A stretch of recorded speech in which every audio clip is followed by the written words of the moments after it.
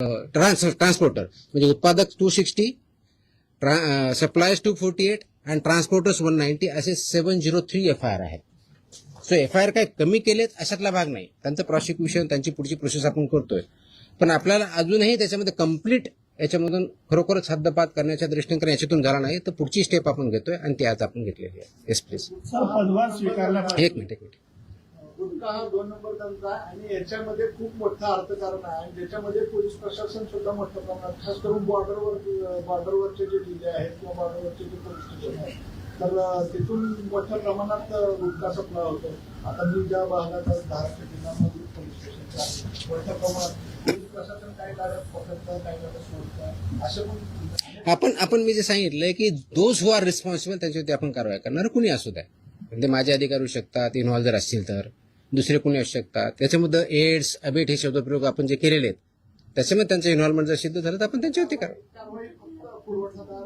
नाही FIR आतापर्यंत झालेले आहे पण ते प्रूव्ह करण्यासाठी you are not getting my point. ते प्रूव्ह करण्यासाठी लेट मी आन्सर दॅट.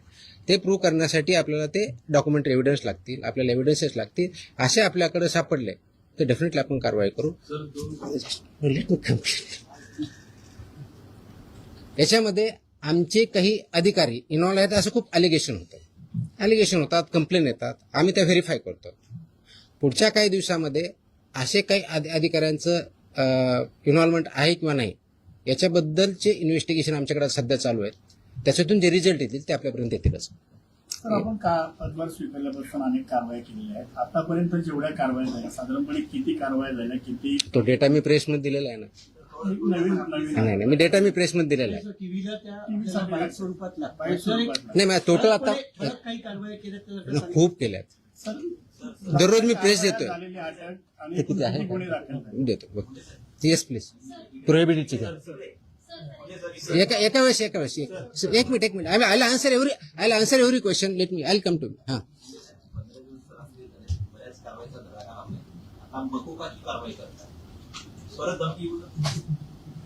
मला धमकी आलेलं कुणी सांगितलं तुम्हाला? नाही sorry, no sorry. Please look at the.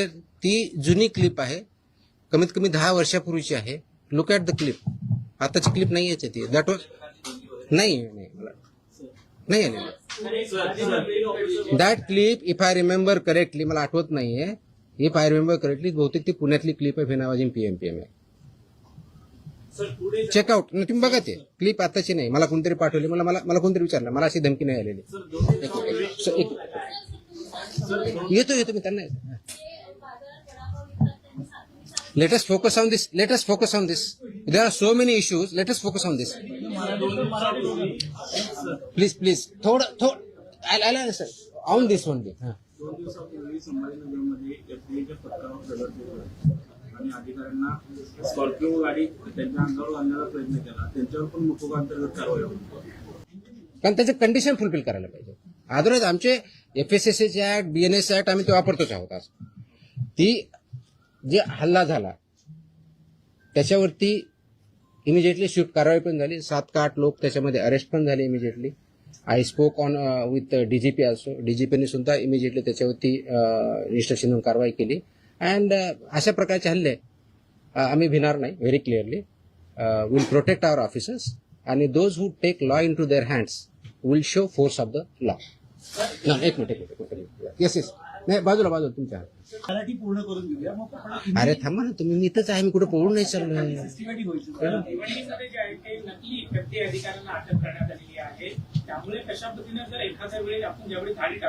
I card असतं ऑफिसरकडे. Simple. My officers wear I card. Very clearly they show the I card. या प्रतिबंधित माल जो आहे तो बऱ्याचदा गुजरात सारख्या राज्यातून मुंबईत येतो. खास करून गुटखा असेल किंवा बऱ्याचदा भेसळयुक्त खावा देखील गुजरातवरून मुंबईमध्ये. वाहतूक व्यवस्था करणाऱ्या अनेक लक्झरी बसेस असतात, टुरिस्ट गाड्या असतात किंवा ट्रक. यासाठी RTOची काही मदत वगैरे घेणार? मी आता वाचताना वाटलं including transporters.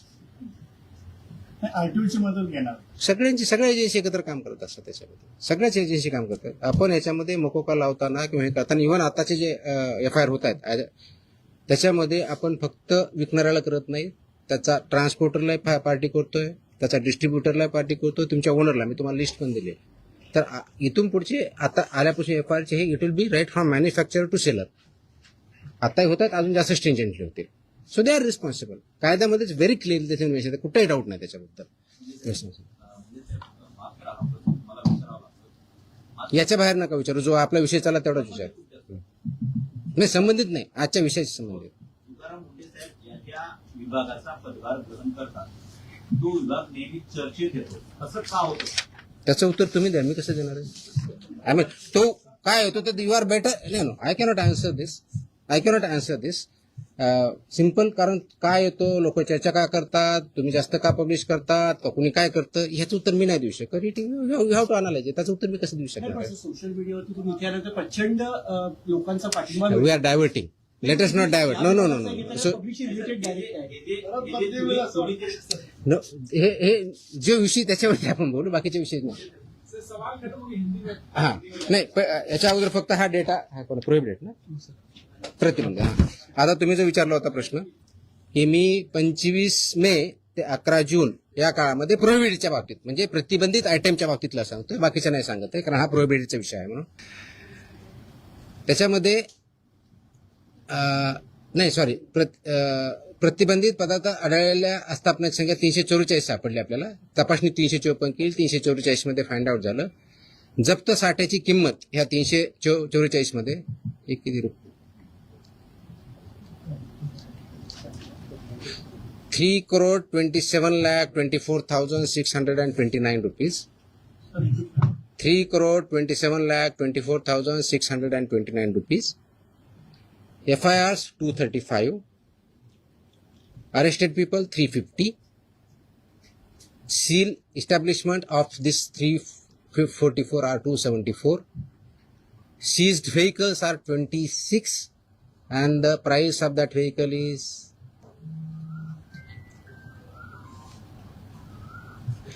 13,39,500. Sorry, 1,33,95,000. So this is about 25 मे ते 11 जून प्रोहिबिटेड आयटमच्या बाबतीत जी मोकोका आपण लावला त्याच्या बाबतीतची माहिती आहे. 26. त्याची कॉपी पाहिजे, कॉपी द्या सर्वांना. Okay. So I am giving you the press note detail in Marathi and I am attaching the order also, so you are aware of this. Order is in English. ते आम्ही मराठीमध्ये आम्ही पाठवतो आमच्या ऑफिसला. It's a big industry order आहे. जवळजवळ किती पानाची आहे? 8 पानाची ऑर्डर आहे. कारण याच्यामध्ये रॅशनिंग डिस्ट्रीब्यूट सगळं आहे. Civil get this one, press note plus this one. हिंदीमध्ये माझी हिंदी चांगली नाही होत एवढी यार, मैं इतना बुरा लगूंगा उसमें, मैं इंग्लिश में बोल सकता हूँ. हाँ. And we have to eliminate it, absolutely clear. So इसीलिए मुझे ये पब्लिसिटी जितनी ज्यादा दे सकते हो वो दे दो. That is my request. Dairy ओनर्सची आणि मॅन्युफॅक्चर म्हणजे मिल्क अँड मिल्क प्रॉडक्ट्स याच्यामध्ये आज मीटिंग मी सगळ्यांची बोलवली होती. उद्देश हा होता की डेअरी सेक्टरमध्ये जे फसाईचे रेग्युलेशन्स आहेत, स्टँडर्ड्स आहेत, म्हणजे सगळ्या सेक्टरमध्ये आहेत, त्याच्यामध्ये डेअरीचे पर्टिक्युलरली बोलवली होती. कारण तो खूप मोठा इश्यू आहे, अनेक वर्षापासून आहे. अत्यंत चांगले लोक काम करणारे त्याच्यात आहेत आणि काही त्याच्यामध्ये चुकीचं काम करणारे पण आहेत. आणि म्हणून FDA म्हणून आम्ही काय कारवाई करणार as a regulator. FDA is a regulator आणि मी फूडच्या बाबतीत म्हणलं फूड कमिशनर स्टेट म्हणून आम्ही रेग्युलेट करतो जे फसाईचे नॉर्म्स आहेत. कारण फसाई ऍक्ट हा 2006ला आला, त्याचे रूल्स 2011ला झाले आणि 2011 पासून आतापर्यंत वेगवेगळे रेग्युलेशन किंवा स्टँडर्ड्स फसाईने डिक्लेअर केलेले आहेत. ते मॅन्डेटरी आहे सर्वांमध्ये. जे फूड बिझनेसेसमध्ये आहे, ज्याला आपण FBO म्हणतो, फूड बिझनेस ऑपरेटर, ते रजिस्टर्ड असणं हा भाग वेगळा आहे. पण त्यांनी कोणत्या कोणत्या प्रकारचे स्टँडर्ड्स जे प्रॉडक्ट आहेत त्याला वापरायचे, त्याप्रमाणे प्रॉडक्ट तयार करायचे किंवा सेल करायचे, हे त्याच्यामध्ये स्टँडर्ड्स दिलेले आहेत. त्याच्यामधला एक भाग म्हणून जे मिल्क अँड मिल्क प्रॉडक्ट्स आहेत याच्यासाठी जे स्टँडर्ड्स लागतात ते त्यांनी पाळावेत, ते त्यांनी इम्प्लिमेंट करावेत. या दृष्टिकोनातून एक इंटरॅक्शन सेशन, कायद्याचे प्रोव्हिजन, रेग्युलेशन्स कोणते आहेत ते त्यांना आम्ही सांगितले. त्यांचे जे काही इश्यू होते ते आम्ही समजून घेतले आणि यातून पुढे खूप स्ट्रिक्टली याच्यावरती इन्फोर्समेंट होईल. राईट फ्रॉम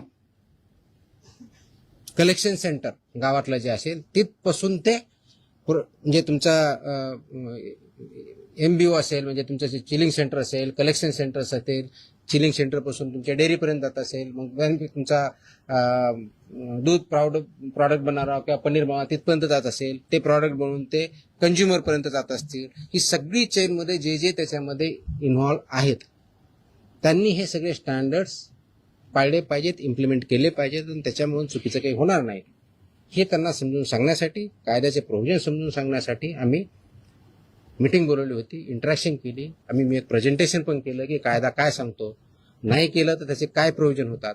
तर 2-3 ठळक ज्या गोष्टी आहेत त्याच्यामधल्या, तर एक पहिलं की अनसेफ फूड हे कशाही परिस्थितीत टॉलरेट केलं जाणार नाही, इन्क्लुडिंग मिल्क प्रॉडक्ट्स. अनसेफ फूडची डेफिनेशन कायद्यात दिलेली आहे, त्याच्यामुळे इथे बोलत नाही, ते तुम्ही वाचू शकता, त्याच्यात क्लिअरली आहे. दुसरं अडल्चरेटेड फूड, तिसरं मिसब्रँडेड, चौथं सबस्टँडर्ड आणि अजून काय, एवढंच नाही. सो अशा प्रकारच्या कॅटेगरी आहेत आणि या प्रत्येक कॅटेगरीला काय पनिशमेंट आहे हे कायद्यामध्ये दिलेलं आहे. तर ते व्हायलेट तुम्ही करू नये, त्याचे जे वेगवेगळे रेग्युलेशन, पहिला रेग्युलेशन फॉर रजिस्ट्रेशन कंपल्सरी आहे, ते बऱ्यापैकी इम्प्लिमेंट आहे आजच्या डेटला, रजिस्ट्रेशन आणि लायसन्सिंग, पण ते तेवढ्यापर्यंत चालत नाही. फूड प्रॉडक्ट्सचे जे 2011चे स्टँडर्ड्स आहेत ते बऱ्याच वेळेस कॉम्प्रोमाइज केले जातात, ते करता येणार नाही. मार्केटिंगच्या किंवा ॲडव्हर्टाइजिंगच्या बाबतीत चुकीचं दिलं जातं, ते करता चालणार नाही.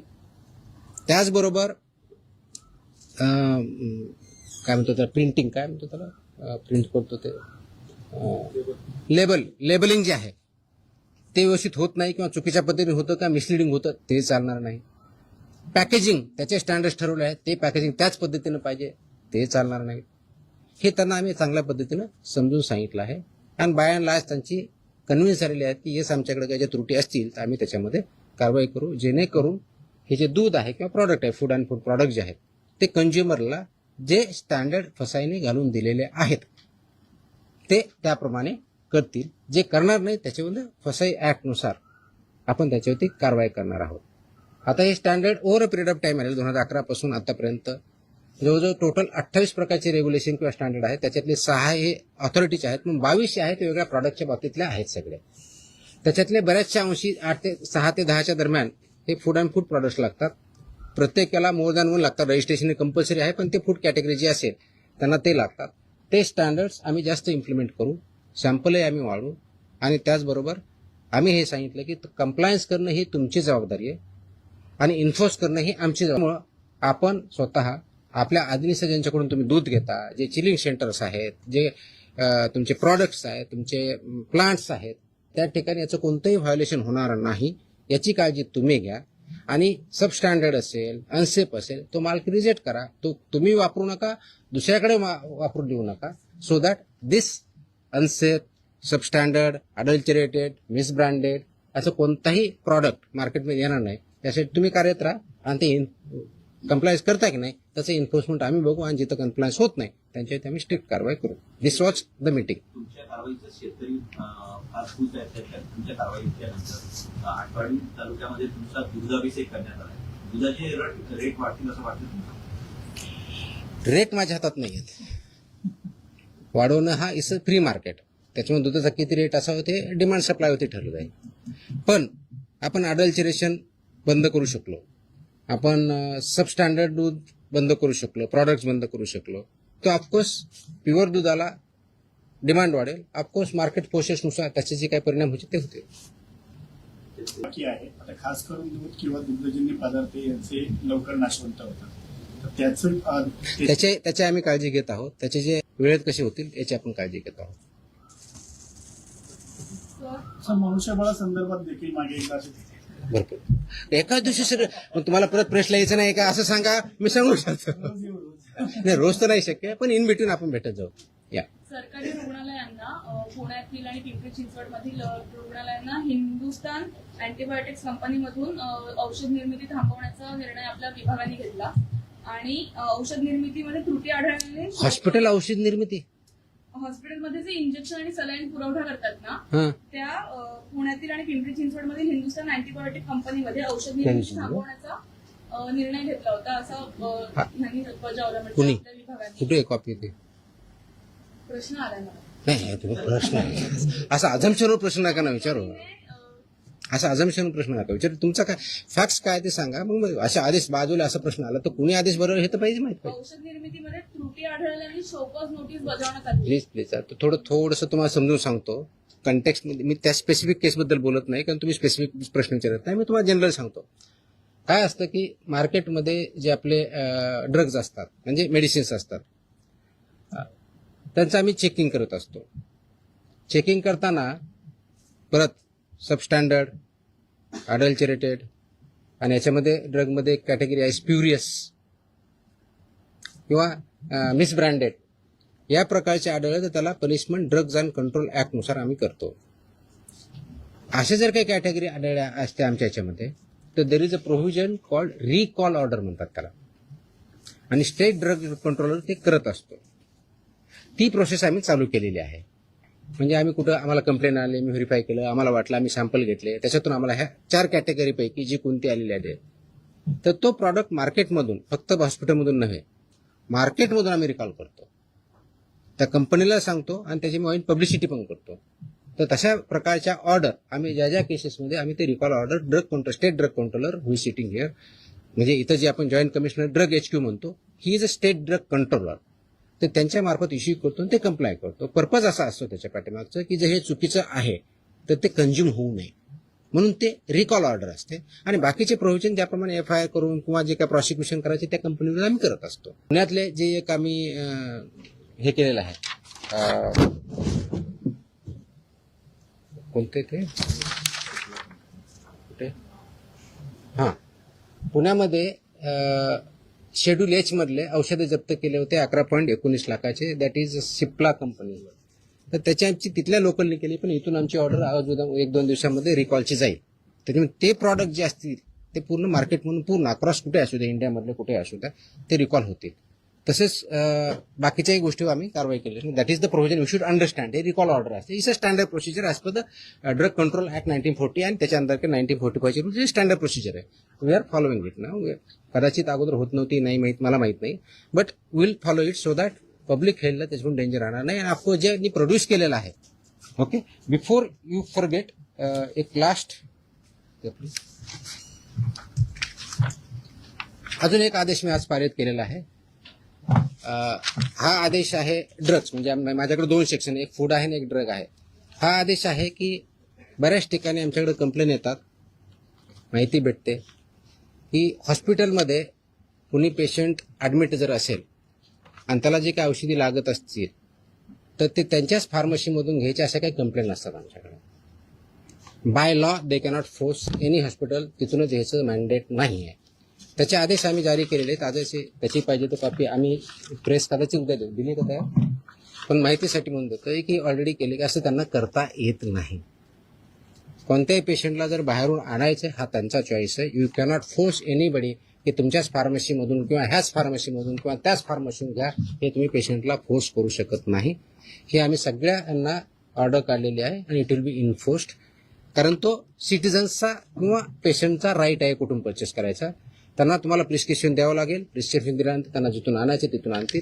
त्याच्यामुळे यू कॅनॉट फोर्स की तुमच्याच फार्मसीमध्ये घ्यावा. तो पण आदेश आज आम्ही पारित केलेला आहे. जर डॉक्टरने लिहून दिलं प्रिस्क्रिप्शन तो त्याच्यात जो प्रिस्क्रिप्शन किंवा पुढे जे काही लिहून देईल ते फक्त त्याच्याच मेडिकलमध्ये अवेलेबल असतं. जर दुसरीकडे घ्यायला गेला तर तिथं उपलब्ध नसतं. असं का बरं होईल?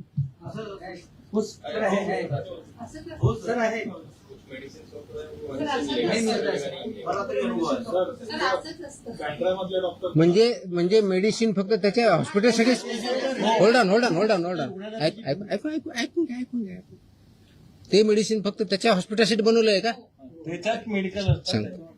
त्याच्यामध्ये स्टँडर्ड ज्या ऍडवायझरीज आहेत त्या ऍडवायझरी अशा आहेत की त्यासाठी जेनरिक ऑप्शन काय हे पण देऊ शकतात. ते मागू शकता पेशंट. असं स्पेसिफिक आले तर आम्ही कारवाई करू. मला स्पेसिफिक लागेल जनरल नको आय नीड आम्ही कारवाई करू. There is a law. मैं है नहीं बोल रहा मैं क्वेश्चन नहीं कर रहा हूँ. अगर ऐसे हमारे पास स्पेसिफिक कंप्लेन आते हम कार्रवाई करेंगे ना. असं कसं ते कंटेंट पेक्षा ते ब्रँड नेम देतात त्यामुळे लोक ब्रँड नेम वरती जातात आणि कंटेंट हा खूप मोठा विषय आहे. प्रिस्क्रिप्शन कसं लिहावं, कुठं लिहावं, कोणतं द्यावं, आता त्याच्यात मी जाणार नाही की तो माझा डोमेन नाही आहे. माझा ड्रगच्या बाबतीतला जो इश्यू आहे, अशा प्रकारच्या कंप्लेंट जर आमच्याकडे आल्या तर will definitely investigation look into it.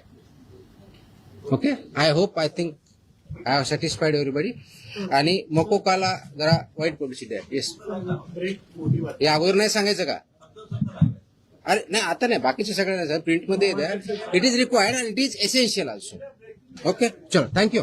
Sir, PM म्हणजे ट्रेडमार्क की तुकाराम मुंबई? गप्पा नको मारा.